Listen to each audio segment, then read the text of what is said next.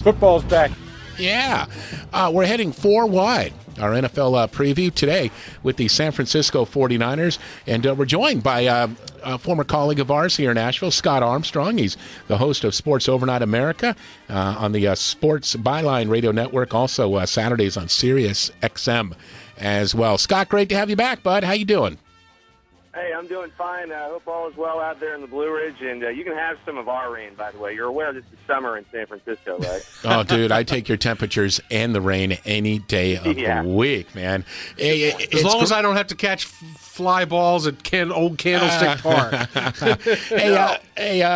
First things first. All right, let's talk about the offense with the 49ers. Alex Smith looks like he's going to be the number one guy. You know, you listen to the pundits, they don't seem to be really comfortable with that. Going inside, though, you cover this team. What is Jim Harbaugh seeing in Alex Smith that puts him at number one for the moment? Well, you look at the quarterbacks the Niners have in camp, and off the top, I'm going to be selfish and point out that their taxi squad quarterback is a kid named McLeod Bethel Thompson out of Sacramento State. I coached him in Little League. So as a personal friend of his, I'm rooting for him. As an objective observer, he has no chance of making the team. So talking about the quarterbacks you have heard of, the Niners, of course, went with Colin Kaepernick out of Nevada in the second round. He is the preordained backup. They got rid of David Carr. Jeremiah Masoli, the kid who he's a local kid from City College out here. He had his ups and downs at Ole Miss after he was let out of the Oregon program. So you've got two rookies behind Alex Smith in camp. And what's the common thread among these three quarterbacks is they all ran their offenses out of the shotgun in college.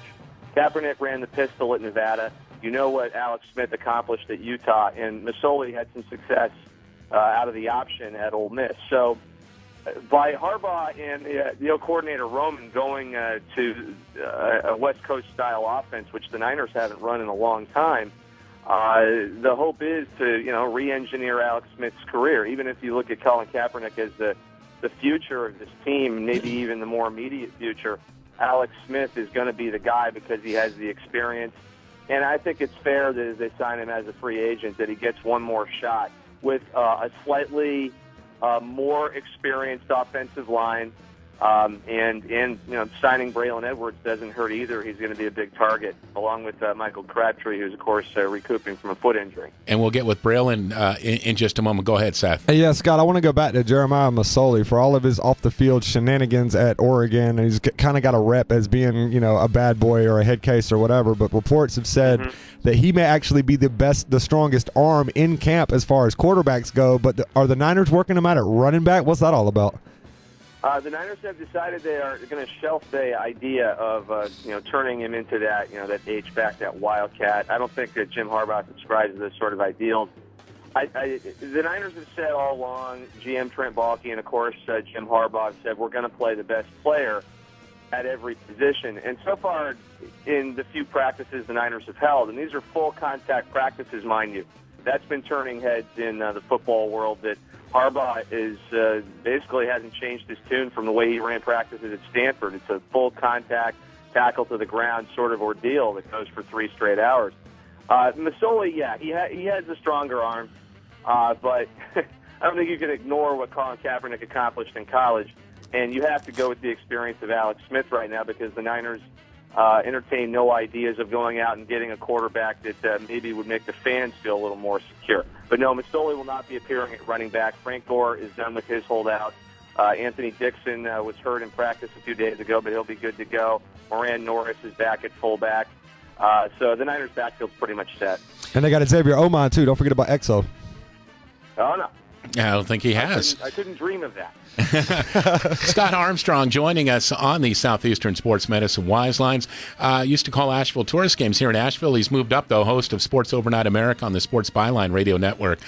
Let me ask you this. Speaking of Braylon Edwards, and we talked about Alex Smith, he signed a one-year, $3.5 million deal with the Niners. Was this more about the money? I have to think it is, Scott, because obviously Alex Smith, still kind of unproven as an NFL quarterback, but I would think Braylon Edwards just throw it up there and he can get it? I think that there's some merit to that. Edwards, he looked around at the places he might want to play. He was very close, of course, to signing with some other teams. Arizona was looking at him, but people thought Braylon Edwards wasn't going to want to go to Arizona because that's Larry Fitzgerald's team now more so than ever. I think this is a good fit. I think this is the right move. I think that you look at the schedule the 49ers have, and it's real interesting. By the luck of the draw, they don't play any divisional games between Week 2 and Week 10. And there's a lot of cupcake games in between the Seattle opener on September 11th and Week 11 against the Cardinals.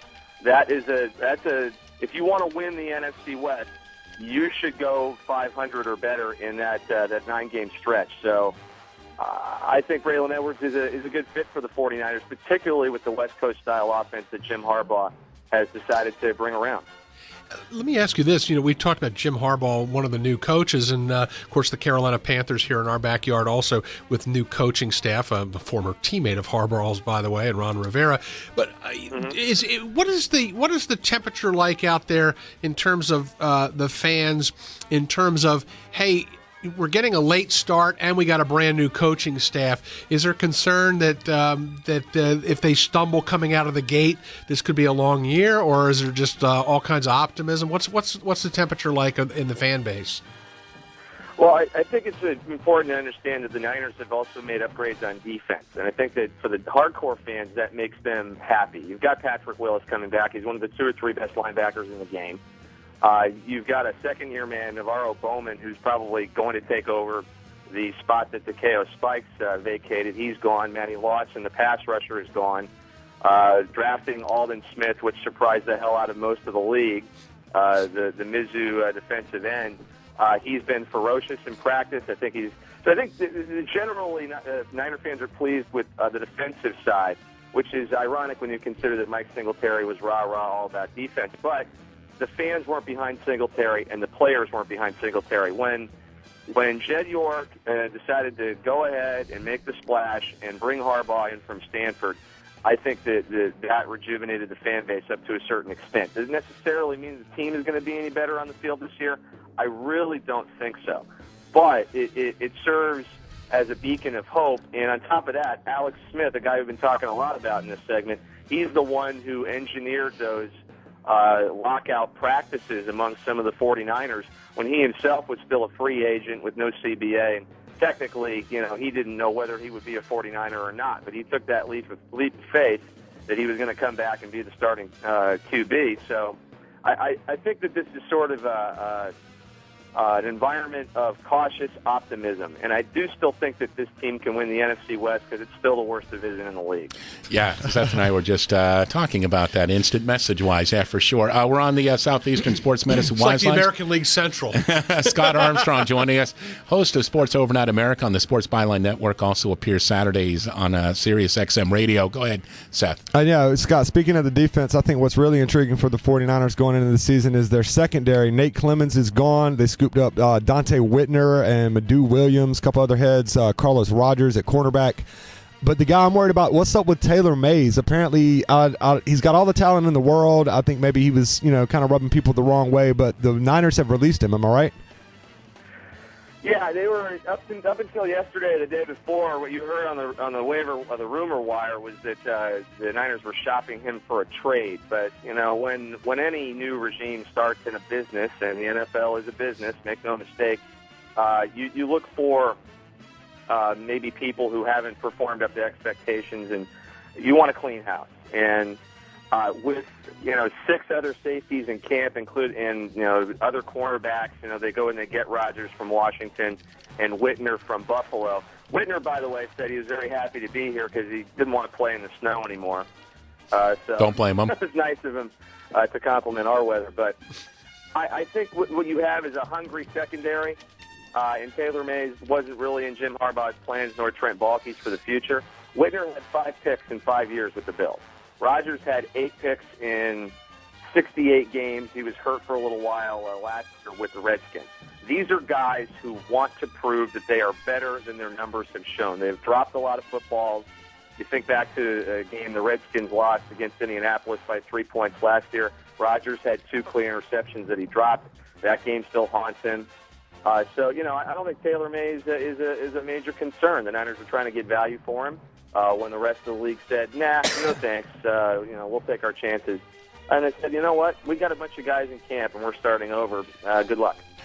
Scott Armstrong with the Wise Guys. The San Francisco 49ers are going 4 wide with us. Scott, host of Sports Overnight America, Sports Byline Radio Network. But quickly, the Taylor Mays thing, I loved how the Niners were kind of catching grief because, well, they might as well just, put that he's up for trade on eBay or Craigslist.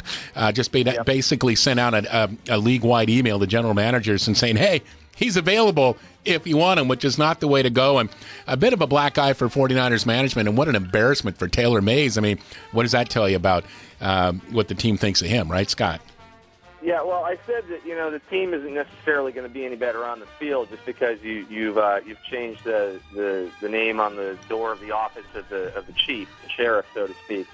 I've got to see better results from the defense. They've got to be better at creating turnovers. Patrick Willis is not an island unto himself as much as he might play that way. And that's real quick. That's go ahead. Well, I was going to say my point is just the way the Niners did it. I get they're not big on this guy, but it's like the way they did it was kind of like, whoa, man. I mean, just putting out a general email to the general managers. That's not how it's done in the NFL. No, it isn't, and I'm not going to give him a pass on that. I think, again, you've still got the same people running the football team. It's still Jed York's team, and, he was the one who made the decision to bring in Mike Nolan. He was the one who made the decision to promote Mike Singletary. The fact that Jim Harbaugh was available and hungry and willing to leave from the number 2 college team in the country to one of the worst teams in the league in the NFL tells you how badly Jim Harbaugh wanted to coach in the NFL. The fact that it was up the street about 15 miles was convenient, as far as I'm concerned. It's still the same people running the show, and until they maybe harken back to the days of Jed's antecedent Eddie DeBartolo, until we see that.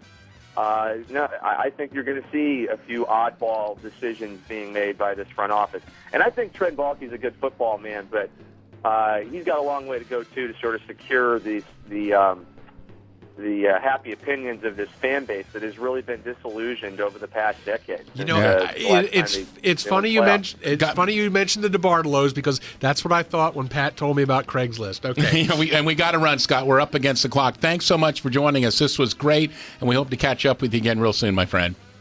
Hey guys, anytime you want me, I'm happy to come on with you, and hope you guys are sweating it out there. The summer in the Blue Ridge is always beautiful. Oh man, we appreciate it. Be good, bro. All right, there you have it. And bro, yeah, man. Well, we're like that. Seth, I'm sorry. Is it okay for me to call him bro? Yeah, definitely. I mean, he's in California. That's how y'all roll. And be sure to check out Scott Saturday night, sportsbyline.com. All right.